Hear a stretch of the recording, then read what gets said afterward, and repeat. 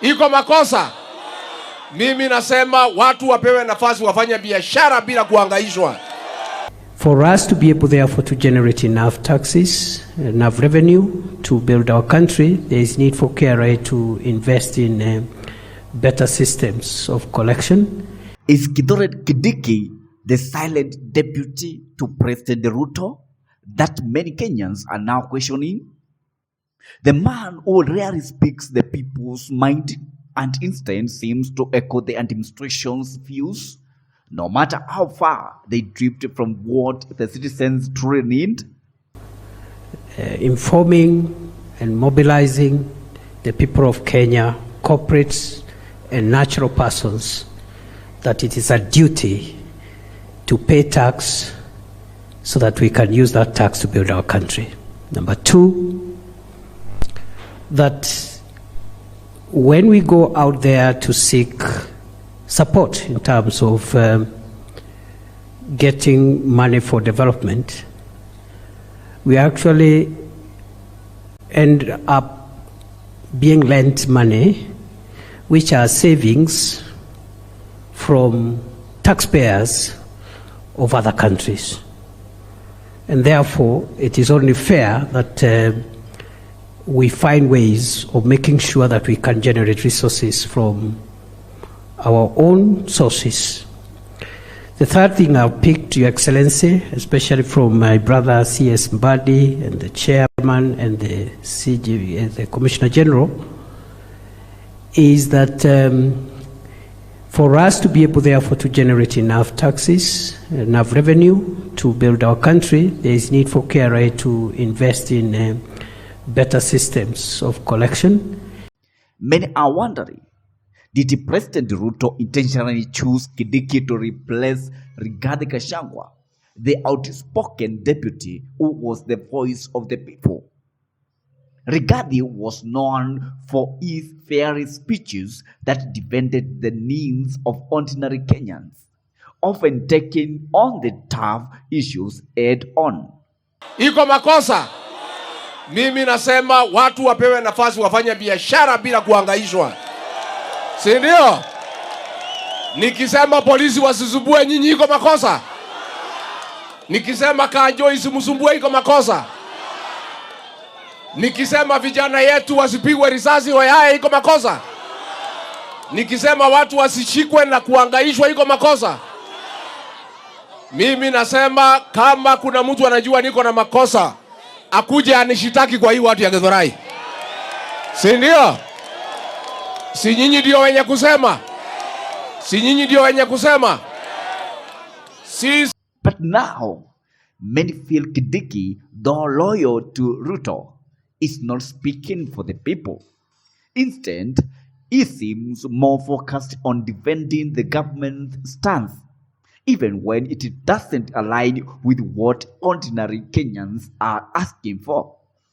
2 years, I have had to ask myself whether the highest interest is the public interest or there is a higher interest called the national interest.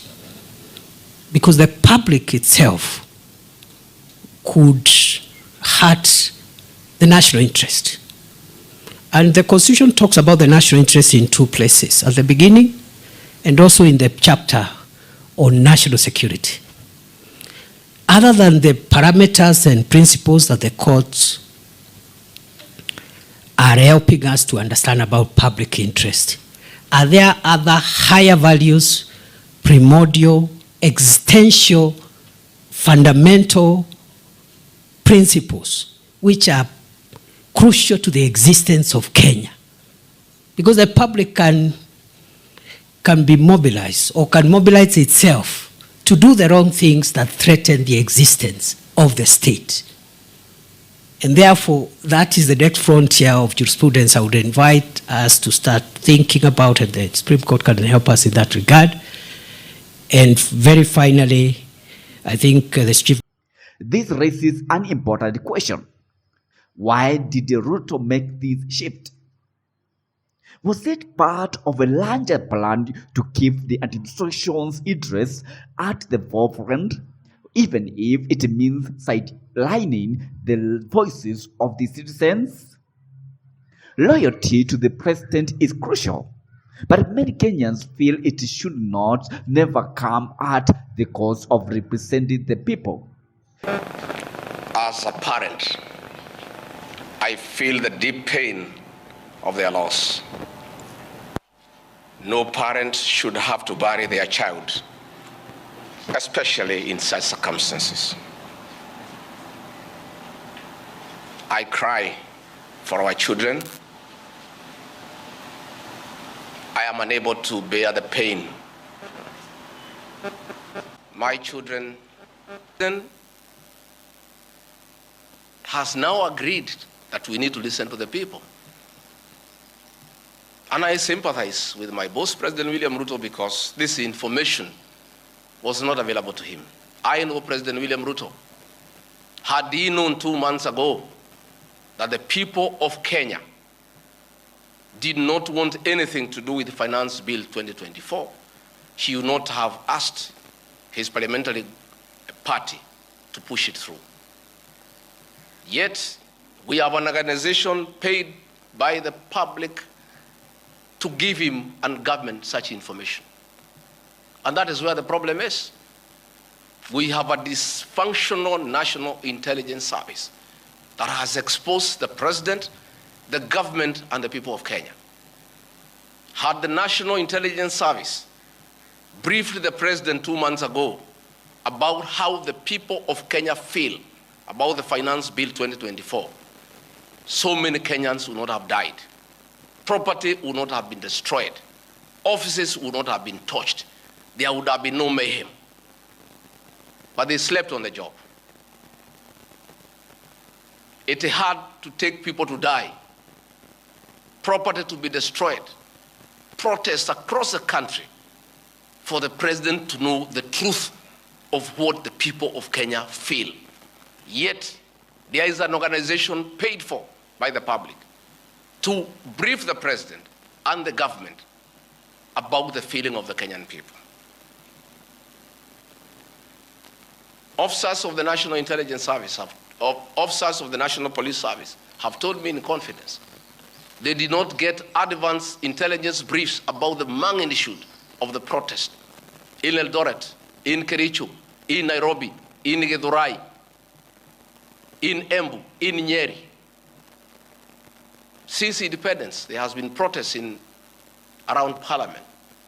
Never have protesters invaded and gotten inside Parliament.